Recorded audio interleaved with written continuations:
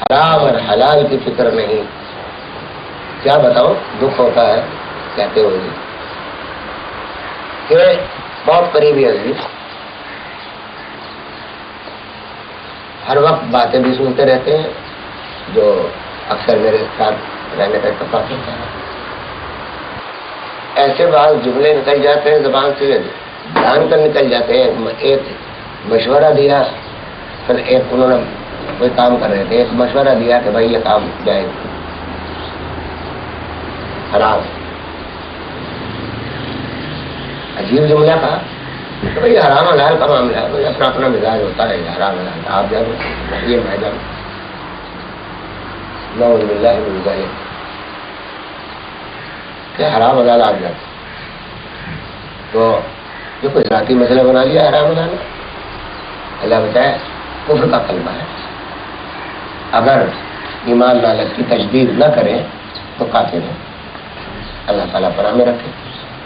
تو اکثریت آج اس معاشرے میں ایسے لوگوں کی ہے کہ جو صرف نام کے مسلمان ہیں اور کام اپنی تعویل کرنے کے لیے، اپنے ضمیر کو مطمئن کرنے کے لیے، بہت سے لوگ میں نے دیکھے کہ حرام کر رہے ہیں، حرام کما رہے ہیں. تصور یہ ہے کہ عمرہ کر کے غسل ہو جاتا ہے گناہوں کا، سمجھا؟ اسی حرام مال سے عمرے پہ پہنچ گئے اور عمرہ کر کے آ گئے، سمجھ لیا کہ بس ٹھیک ہے اب پھر حرام میں مبتلا ہوں گے. تو ایک تو یہ عرض کیا کہ اسلام نام رہ جائے گا.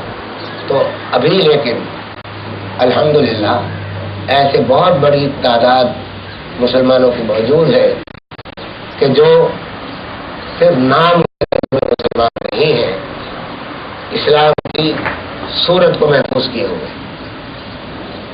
سمجھا؟ اسلام کی صورت محفوظ کرنا. ذرا اس کی غور سے سنیے گا کہ ہم نے روزے رکھے الحمدللہ، ہم نے نمازیں پڑھی الحمدللہ، ہم نے تراویح پڑھی، تلاوت سب اللہ کی توفیق سے کمال ہمارا کچھ بھی. لیکن کیا کیا ہم نے ان نمازوں کے ساتھ؟ کیا نماز کی صورت کو بھی ہم نے صحیح طریقے سے نقل کیا یا نہیں کیا؟ پہلے تو ایک بات یہ نقل ایسی ہونی چاہیے کہ جو مطابق اصل کے ہو. نقل ہو تو نقلی ہی ہوگی، اصل کے نہیں بن سکتی، لیکن جتنا قریب اصل کے ہوگی وہ اتنی نقل کامیاب سمجھی جائے.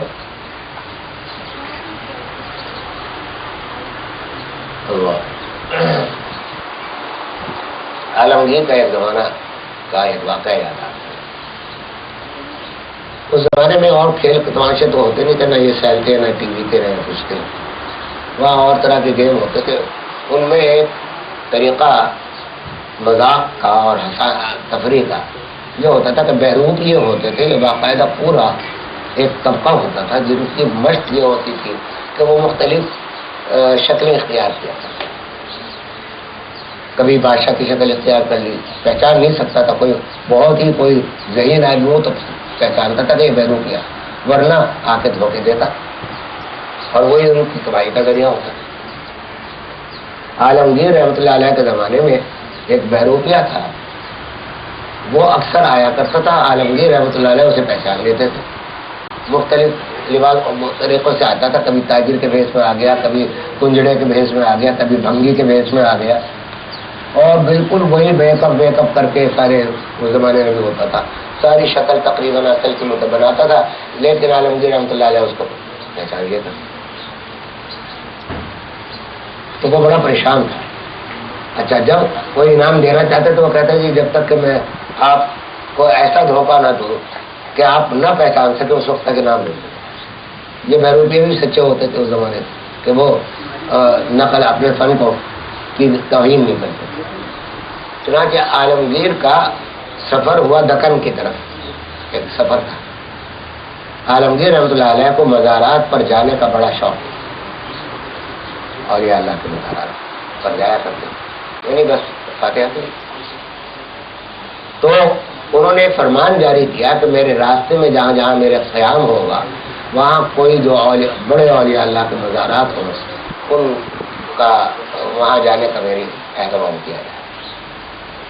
چنانچہ وہ مختلف مزارات سے ہوتے ہوئے ایک جگہ پہنچے، ایک قصبے میں، تو وہاں بڑی شہرت پائی کہ یہاں ایک بہت بڑے درجے کے ولی ہے اور فلاں جگہ ایک چھوٹا سا باہر آبادی سے باہر وہاں بیٹھے ہیں اور وہ کشف و خرابات کے مالک ہے اور یہ ہے اتنا ہے بہت ساری۔ انہوں نے اپنے وزیر سے کہا کہ ملاقات کراؤ۔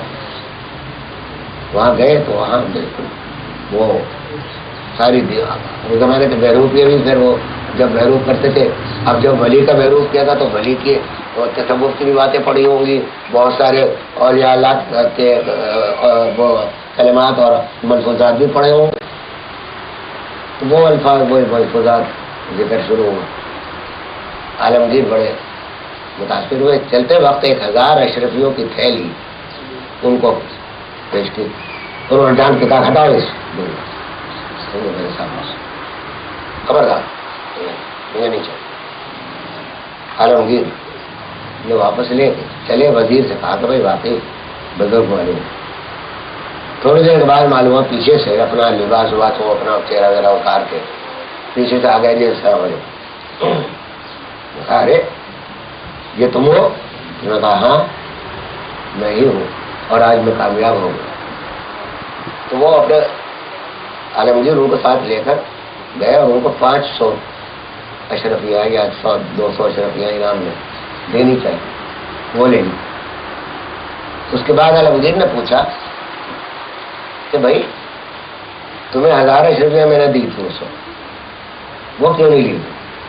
تو ذرا اس کا جواب سننے تک آ، اور وہی اس جواب کی وجہ سے یہ سارا قصہ بیان کیا کہ جواب یہ تھا اس کا کہ صاحب میں نقل کر رہا تھا اور میری نقل ناقص تھی اس وقت تک جب تک آپ مجھے پہچان رہے تھے۔ اب اگر میں اشرفیاں اس وقت لے لیتا تو میں اس وقت ولی کے روپ میں تھا اور یہ ولی کی شان کے خلاف، سمجھا کہ وہ اپنی چند باتوں کے لیے معاوضہ وصول کریں، اس صحبت کے لیے معاوضہ وصول کریں، اس لیے میں ولی کی نقل کو جھوٹا نہیں کرنا چاہتا۔ تو بھائی ایسی نقل اگر کرے تو نقل کہلائے گی۔ اب سوال یہ ہے کہ اسلام کی ہم کیا ایسی ہی نقل کر رہے ہیں؟ ہماری صورت نمازوں کی کیا وہی ہے جو حضور صلی اللہ علیہ وسلم کی تھی، جو صحابہ کرام کی تھی؟ ہمارے روزوں کی شکل وہی ہے جس کی ہم نقل کر رہے ہیں؟ ہماری تراویحیں کیسی ہیں؟ معاملہ